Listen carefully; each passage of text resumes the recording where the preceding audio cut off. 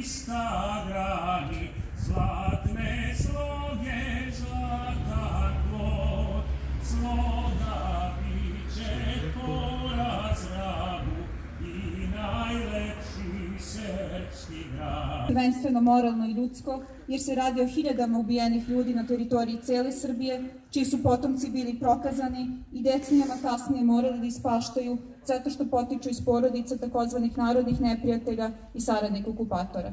I baš zbog toga verujemo da je došao pravi trenutak da se nepravda ispravi i kaže potpuna istina o progonjenim i stradalima i da oni dobiju svoje mesto na istorijskoj pozornici koji im pripada. Ovaj svečani i dostojanstveni skup započinjemo parastosom svim nevima žrtvama Rakovice, Beograda i Srbije, koji će služiti protojerej Stavrofolj Ilija Šmigić.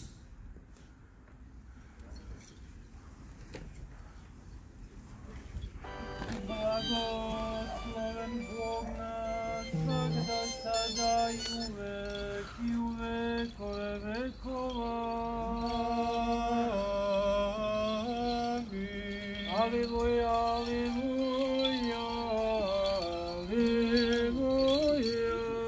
aleluja, aleluja, aleluja, aleluja, aleluja, aleluja. Mudrosti čovjeku ljubnost jastroja. Gospod Bog naš, nastani duše njihove do pravednici, doti pokoj svim postradalim nevino žrtvama od revolucionarnog terora i sve one za koje se molimo i koji na umu imamo i znane i neznane. Hriste Bože naš, i Tebi slavu znosimo sa bespočetnim Otcem predsnim blagim i životvornim Tvojim duhom, sada i uvek vekove vekova. Amin. Svятя клад, вечная.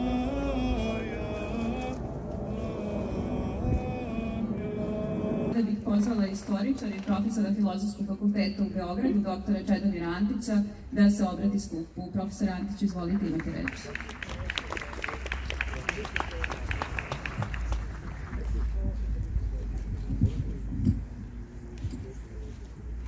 Hvala vam. Vaše kraljevsko visočanstvo, dame i gospodo, nalazimo se ovde u našem gradu nad grobnicom za koju velika većina naših sugrađana ni danas ne zna. Pitaju se mnogi kakva je to grobnica. Mi im kažemo, to je grobnica koja spada među nekoliko desetina najvećih grobnica, oni koji su gonjeni u istočnoj, u cijeloj Evropi krajem Drugog svjetskog rata. Na ovom mestu leži oko 3.500 naših građana, Beograđana. U Beogradu je 1944-45. godine velikom većinom bez suda, mimo bilo kakvog zakona, ubijeno 7.000 njegovih građana. Beograd je pred ratima 300.000 stanovnika, tokom rata taj broj je pao na možda 100.000. Dakle, ovo je bilo najveće stradanje. U Srbiji je tokom 1944. godine od strane onih koji su prepoznati od strane saveznika kao najjača gerila u Evropi, onih iza kojih su stali mnogi naši sugrađani, naši rođaci, naši dedovi u nekim slučajevima. Od njih je palo dvostruko više ljudi nego od Nemaca u vreme ustanka 1941. godine. To su tužne činjenice. Neki kažu da se Beograd tada oslobodio oni koji su sarađivali s okupatorom. Taj stav je sramotan, ako ništa drugo, ono iz aritmetičkih razloga. Francuska je u to vreme imala 40 miliona stanovnika. Tokom Drugog svjetskog rata 6/5 poslanika Francuske narodne skupštine stalo je uz maršala Petena i vojno sarađivalo sa nacistima. Stvorili su svoju državu koja je bila priznata međunarodno. U toj Francuskoj, koji dan danas reći rane i od 1940. i od 1944. godine i podeli danas živi 1944. godine, uglavnom posle suđenja, naravno, takva su bilo ono vreme, ubijeno je oko 7000 ljudi. Dakle, 100 puta više je stradao narod u Srbiji. U Srbiji koja praktično nije imala svoj fašistički pokret, u Srbiji u kojoj nacisti nisu dozvolili kao jednoj od retkih država, takva je bila Poljska, takve su bile ruske zemlje, nije dozvolila da stvori svoju marionetsku državu. Mi danas stojimo nad najvećom masovnom grobnicom u Srbiji. Sramota je što ovde nije država, sramota je nije država u potpunosti, ali ja se zahvaljujem i našoj vojsci i predsjedniku opštine i policiji koja je ovo podržala, ali ja mislim da je to samo početak i da afirmacija pred državom mora da bude dovršena. Sramota je zato što niko neće verovati onima koji učestvuju u stvaranju nacionalnog mita drugih naroda i pate za stvarnim i onim drugim žrtvama koje su odneli ratovi u kojima su učestvovali Srbi, ako nisu spremni da pogledaju i u ovaj zločin. Ako nisu spremni da pogledaju činjenicu da su mnogi od njih potekli upravo iz temelja ovog zločina. Pitaju me da li imam nekoga među ovim ljudima koji su ubijeni. Ne znam da li da kažem srećom, nemam, ali ono što mogu da kažem, nije pucano samo od tih 3500 ljudi, među kojima ako je svaki 200 sarađivao na neki način sa okupatorom protivzakonito, pucano je u ono što svima nama treba bude najsvetije, pucano je u Srbiju, pucano je u njenu slobodu, pucano je u naše običaje, pucano je u našu demokratiju. I kako? Kako da izgradimo modernu, novu srpsku državu ako slavimo one koji su 44. godine prolili nevinu krv? Kako da nastavimo ako slavimo one koji su uništili sve ono što sada pokušavamo mukotrpno decenijama da gradimo? Kako da pođemo dalje ako slavimo one koji su srpskom narodu oteli Kosovo i Metohiju, Crnu Goru, pokušali su Vojvodinu, Bosnu i Hercegovinu, koji su nizili Srbe iz Hrvatske? Kako to da učinimo? Šta su nama ti ljudi? Jeste da pucali su njih, pucali su našu zemlju. Oni nisu žrtve ratnici. Iz njih neće izdići osveta. Mi znamo, ti koji su ih ubijali, velikim delom naši su braće, naši su komšije, naši su rođaci. Mi nećemo građanski rat. Kao stari Rimljani, mi se stidimo građanskog rata. Mi smatramo da u građanskom miru može da se stvori nešto novo, ne u građanskom ratu. Stari Rimljani nisu slavili triumfe ako vojskovođa pobedi u građanskom ratu. Jer je to tužno. To nije za proslavu.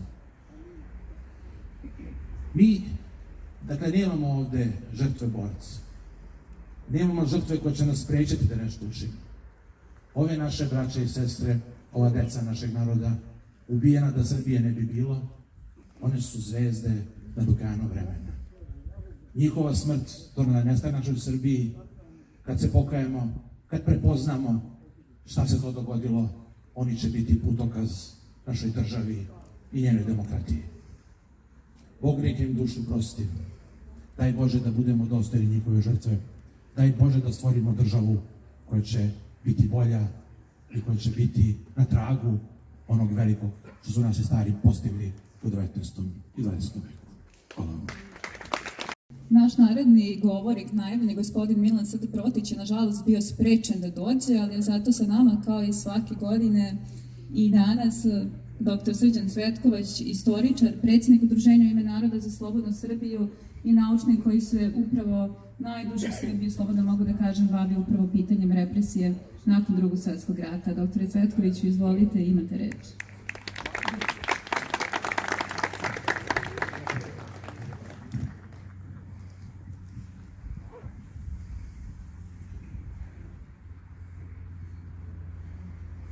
Dragi prijatelji, saborci, najpre pomaže Bog.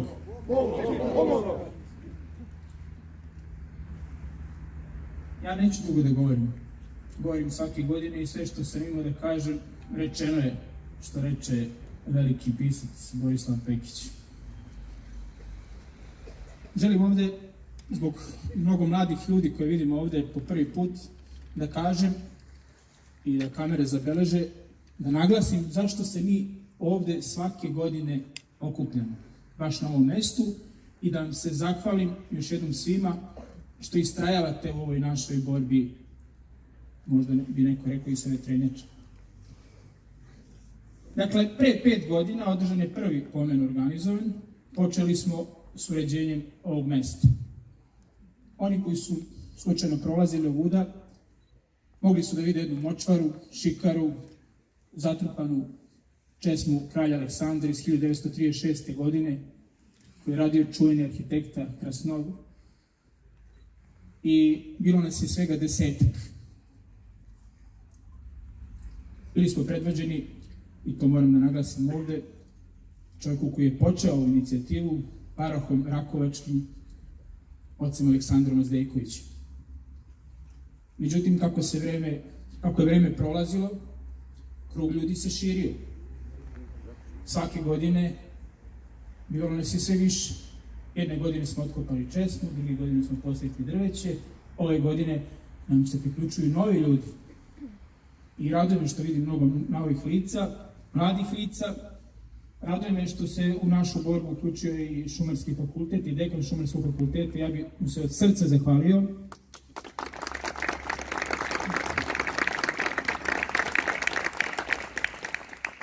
Mi smo se upoznali ovog leta u jednoj drugoj borbi, koja traje takođe godinama. To je borba za reke Stare planine, takođe jedna zdrava priča. I to je bilo, kako da kažem, jedna ljubav na prvi pogled. Prepoznali smo se i ja sam ga, pitao da dođe i ovde da nam da podršku. Hvala vam, gospodin Lucić.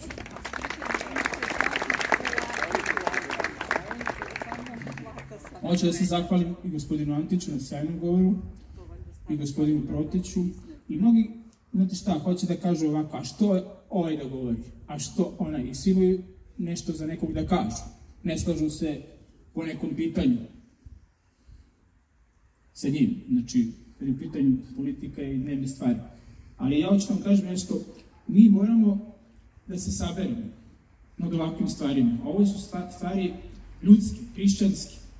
Ne treba da se delimo u tom pitanju. Da li je neko ovdje iz vlasti možda? Jeste. Da li će doći sledeće godine niko drugi? Neka dođe, treba da dođe. Treba da dođemo svi iz vlasti, iz opozicije i ove godine da se saberemo i sledeće godine da širimo taj krug ljudi, jer samo tako možemo doći do nekog pomirenja. Evo, ja ću reći ovde nešto što se možda opet nekom neće svideti. Ja bih ovde voleo da vidim nekoga, ljudi koji su, recimo, levičari, demokratski levičari, koji hoće da očiste svoju ideologiju od naslaga zločina. To bi bilo jako zdravo za Srbiju, verujte. I daj Bože i nekoga iz Sumnora. Čuli smo, kaže, bolje da ne dolazi. Ja smatram da bi to bilo dobro, ali ne verujem, nažalost ne verujem da će do toga doći. Zbog toga ja ne želim da sadržim ovde neki predugačak govor, sve je rečeno, nalazimo se na mestu gde je ubijeno nekoliko hiljada ljudi, ovo je jedna od 200 i nešto tajnih grobnica u Srbiji, neobeleženih, na kojem je ubijeno najmanje 35.000 ljudi koliko je popisano, znači ne govorimo o ukupnom broju, i naša misija da ta mesta obeležimo, uredimo, a neka prvo bude ovo ovde na kojem stojimo. Zato hvala vam još jednom, vidimo se, nadam se, i sledeće godine, a pre toga volao bi ovde da čujemo jednu ispovest osobe koja je pretrpela torturu. To je sećanje iz zatvora, koje, nadam se da je gospođa došla, koje ćemo čuti, a ja ću samo da se zahvalim na kraju još i Vojsci Srbije. Po prvi put imamo predstavnike Vojske Srbije. Ja bih da se zahvalim na hrabrosti, na profesionalnosti, na poštovanju, I nadam se da su prepoznali iskrenu energiju ovih ljudi koji se ovdje okupaju i uradi nešto dobro. Također, mada će to biti u protokolom rečeno, po prvi put imamo ovdje i njihove sučanstvo prestolonaslednika Filipa i Danicu Đorđević. Oni su javno podržali ovaj naš projekat i nadamo se da će i dalje na tome nastaviti, da će nam pružiti podršku u svojim javnim nastupima i gdje god mogu da se vrata otvore. I ja mislim, ako se ovako svi sabiremo i ako širimo krug ljudi i prijatelja, da će se na kraju ta vrata otvoriti, jer kaže se u Svetom pismu, ko traži, dat ćemo se. Pa ako budemo uporni, ako budemo dobri, ako budemo složni, ako se ne mrzimo međusobno, ako okupljamo ljudi i energiju, mislim da ćemo konačno jedno pitanje iz naše istorije rešiti. Hvala vam još jednom, toliko od mene. I su stvari sećanja temeljena na onome što je zapisano u vremenu koje je ostalo iza njene majke. Ona je bila u komunističkom zatvoru kao dete, a sekvenca iz tog strašnog perioda bit će pročitana sada pred vama. Rođena sam na Vavedenje 4. decembra 1941. u jednoj seoskoj kući, selo Kleš podno Kopaonika, nadomak Brusa i Aleksandrovca, nadomak Potera, uz Begu, kraj obližnjeg hladnog potoka.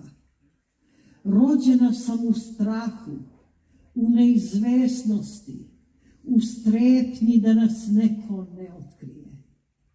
Moj otac, srpski oficir, Lavsa Željina, vojvoda Kopaonički, gone ga, traže njegovu glavu. Moja majka, moja braća i sestre su od oktobra 1941. pred nemačkim poterama. Kriju se od sela do sela, od kuće do kuće, jer ako budu uhvaćeni, otac se mora predati. Tako sam se ja sama te zime našla na nekoj vrsti poternice, pa jako moja lična sećanja ne dopiru ta vremena, duboko u duši urezana mi je i ta zima 1941. i sneg, i sve strahote rata, i naredno proleće 1942. i naredno leto 1943. i naredna jesen 1944. Detinjstvo nisam imala, oca nisam upamtila, samo strah i priče o stradanju. Moja porodica je preživala bugarske, nemačke, partizanske, ljotićevske potere da bi dočekala komunističku okupaciju 1945. rasturena, bačena u siromaštvo, izložena izrugivanju i progonu. Ostavljeni smo u životu da bi ubice likovale, ubice moga oca, ubice 100.000 ljudi, ubice ovih ljudi pod našim nogama. U ratu mi se usadio strah od gubitka života, a od jeseni 1944. strah od života.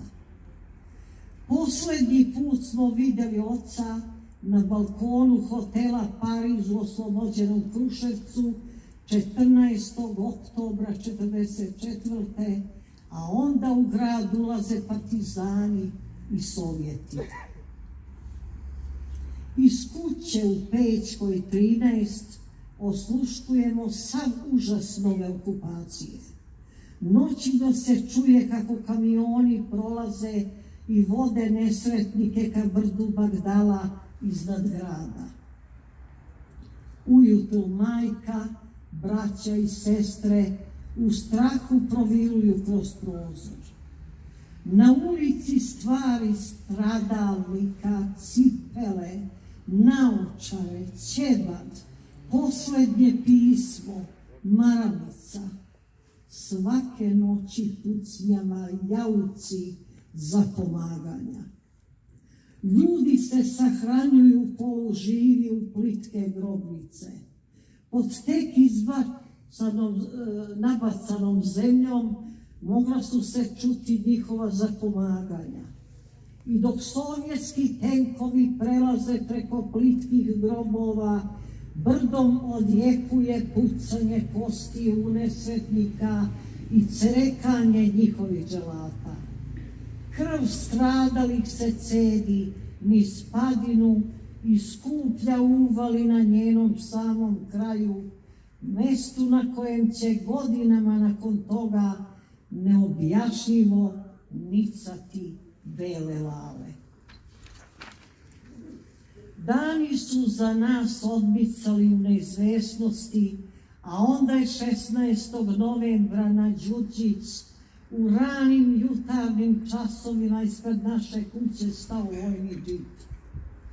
Polomljena ulazna vrata, ispreturane stvari pod sobama, vriska dece, majka leži pred džipom dok je udaraju kundacima. To je slika tog dana, da bi te noći Veselinka Keserović provela prvu noć u zatvoru. Mene su doveli 3. dan jer sam neprestano plakala. Svaka naredna noć bila je poslednja. Osluškivali smo kako pored naših zatvorskih vrata stražari prebijaju ljude dok ih uz psovke izbacuju iz ćelija. Nesretnici su pitali: gde me vodite? Aman, tako vam Boga, gde me vodite? I uvijek je bio samo jedan odgovor: Bagdala. Ja sam bila suviše mala da bih znala zašto je to mesto toliko strašno, a onda jedne noći kroz zatvorske hodnike počela odjekuje sablasna buka. Osluškujemo vojničke čizme kako udaraju od izlančanih hodnik. Majka broji 1, 2, 3. Tako je naučila da prepozna kuda idu. U jednom trenutku izusti: to oni dolaze po mene. I tek što to reče, svežan ključeva poče da se uvija oko metalne brave. Na vratima našeg učilišta pojaviše se 3 krupna čoveka u uniformama. Jedan u kožnoj crnoj jakni sa izrazitim ožiljkom na licu. Ostala dvojica su imali vojne uniforme i među njima prepozna stražara. Drugog je prvi put videla. Bio je golobrat, imao je dečji pogled i uplašene oči. U ćeliji je za trenutak zavladala neka čudna tišina, a onda se čovek u crnoj jakni okrenu prema golobradom. Ajde, dođi, priđi i udri, šta čekaš, čoveče, pa to je četnikuša.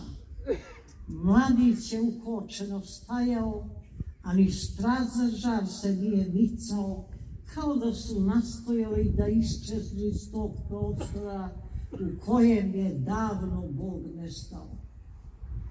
Videći da njegovi pratioci oklevaju, ne izdržate dohvati batinu ispod svoje jakne. Majku ti tvoju, udliknu čovek zver i palica se zari u majčinu na dlakticu. Pobesneli crnojaknaš viče i hrabri svoje pratioce: tuci kada kažem. Ovi kao hipnotisani počeše i sami da udaraju nesretnicu, dok se ja gušim od plača i privijam oko majčine slabine. Majko, Mama, odjekivalo je ćelijom, ali nije bilo odgovora. Pod udarcima kundaka i palica haljina poče da se raspada, a onda koža krenu da puca, uvijajući se u reslove krvave tkanine. Iz otvorenih rana krv prska po zidu zatvorske sobe i popunjava kanale od noktiju prethodnih stanara. Parčići odeće natopljeni krvlju padaju po podu, dok se majka puzeći povlači ka ćošku tražeći sklonište. Po razderanoj koži duž leđa pljušte i dalje udarci, mešajući se sa uzdasima umornih dželata.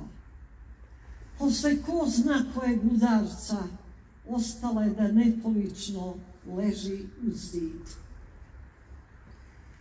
Na samo jedan korak od nje, sa čvorugom na glavi, umrljana krvlju ležim i lagano podrhtavam u nekom polusvesnom stanju.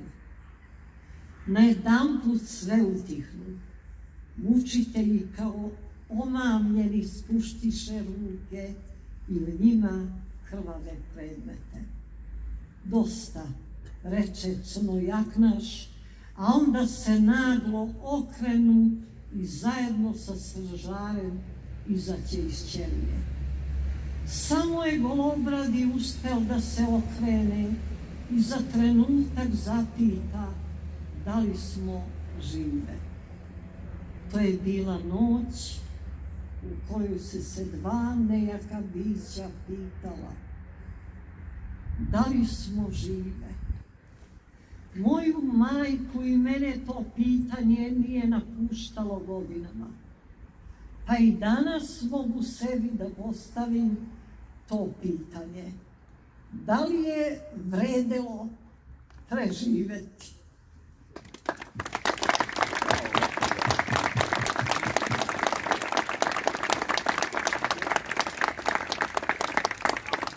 Zahvaljujemo se gospođi Keserović na njenom potresnom svedočenju i na tome što je došla danas i pristala da bude i naš gost iznenađenja na ovom skupu. Za kraj ovog skupa želimo da se zahvalimo svim današnjim učesnicima, kao i svima koji su podržali organizaciju i koji su se odazvali uprkos okolnostima usled pandemije COVID-19. Zahvaljujemo se njihovim kraljevskim visočanstvima, princu Filipu I i princezi Danici Karađorđević,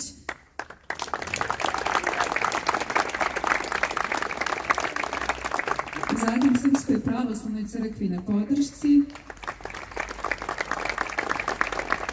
predstavnicima Vojske Srbije i policije, Šumarskom fakultetu, udruženjima građana Kraljevine Srbija u ime Naroda za slobodnu Srbiju, Pokreta za obnovu Kraljevine Srbije, aktivistima iz pokreta Dveri, Srpskog pokreta obnove, Demokratske stranke, gospodinu Mlađanu Đorđeviću, kao i svim drugim pojedincima koji su na različiti, ali ujedinjeni oko ovog plemenitog cilja pomogli organizaciju ovog skupa. Naravno, drago nam je da je taj spisak zaista sada toliko dug da jednostavno ako bismo pominjali pojedinačna imena, plašim se da bi svakako nekoga ispustili, tako da unapred mi oprostite što neću pominjati pojedinačan spisak. Hvala vam svima što ste došli. Nadam se da ćemo imati ovog puta i neku vrstu sluha od strane gradskih vlasti i nastavit ćemo da se okupljamo i ove godine i naredne godine i da održavamo sećanje na žrtve revolucije kako se one ne bi ponovile. Hvala vam još jednom. Za kraj bih pozvala gospodina Zorana Svejevanovića da nam otpeva još jednu prigodnu numeru. Izvolite.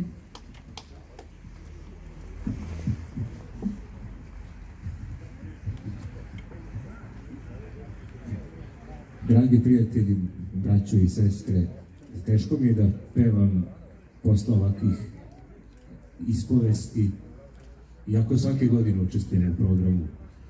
I nadam se da će ova tužna i tragična istina našeg naroda konačno izaći na vidjelo i da će svi biti svesni ovoga čega smo mi svesni. Ponesi odavde jedan cvet, nek svi vide, nek svi svet.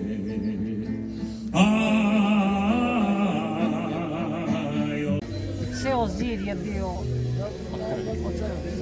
Majka je uglavnom preživjela. Meni je rekla na samrti, idi sine pre nego što umre. Idi u zatvor u Kruševac.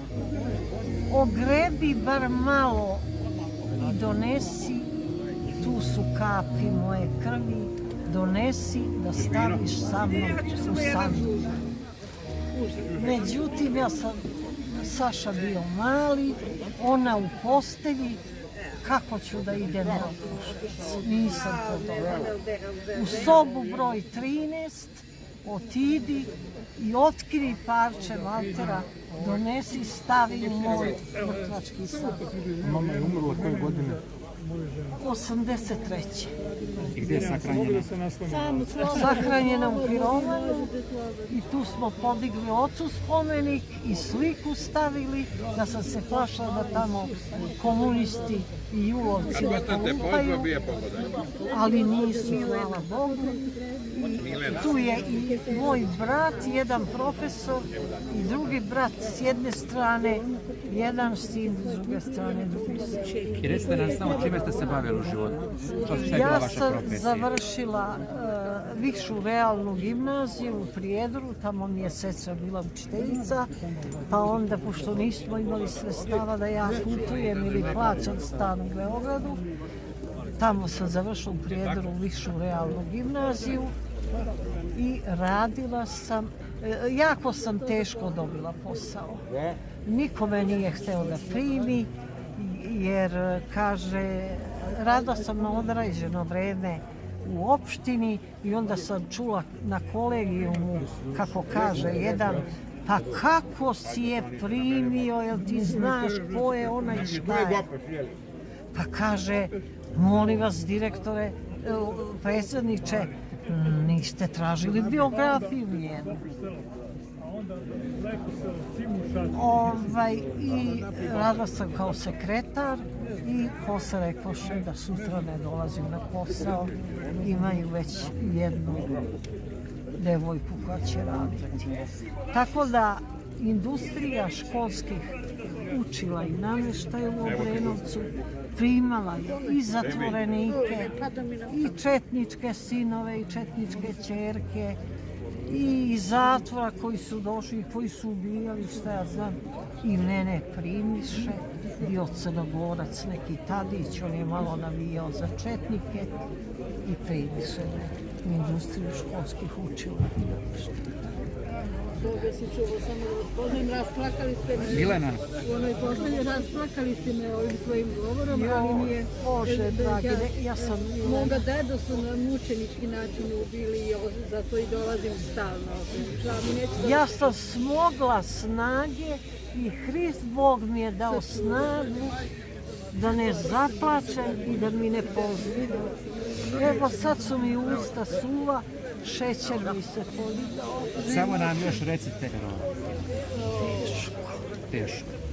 Ja bih želela dok sam živa. Moja majka stalno je pitala mog muža. Kaže, sine Momo, kakva je situacija? Stalno se nadala.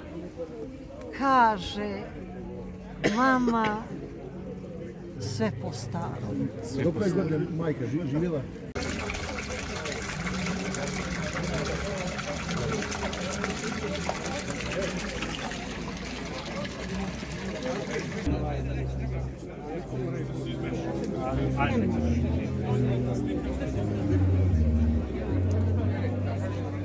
Gospodina Zorana Sve Jovanovića da otpeva jednu prigodnu numeru. Izvolite.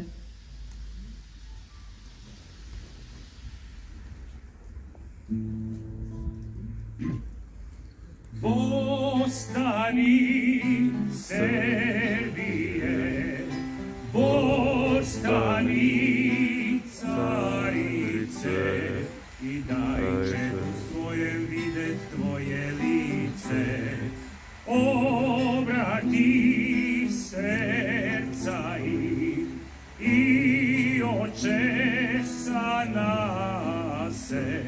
i daj svima čuti slatke tvoje glase. Ostani Srbije, davno si zaspala, u mraku ležala, sada se probudi i Srbije vozbudi.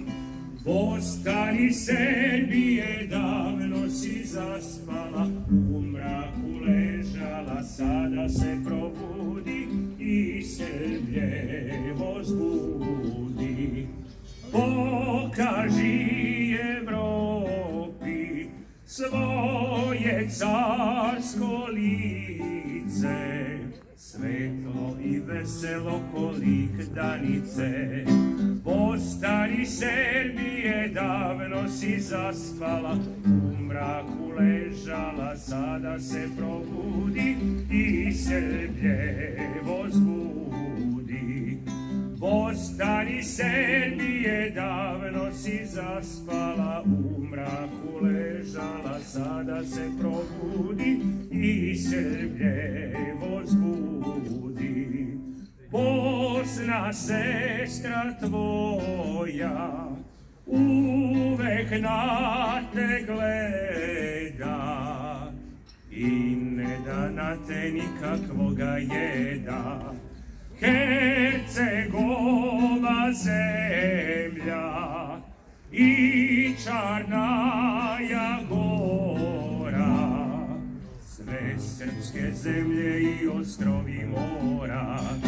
Ostani Srbije, davno si zaspala, u mraku ležala, sada se probudi i Srbije vozbudi. Ostani Srbije, davno si zaspala, u mraku ležala, sada se probudi i Srbije vozbudi.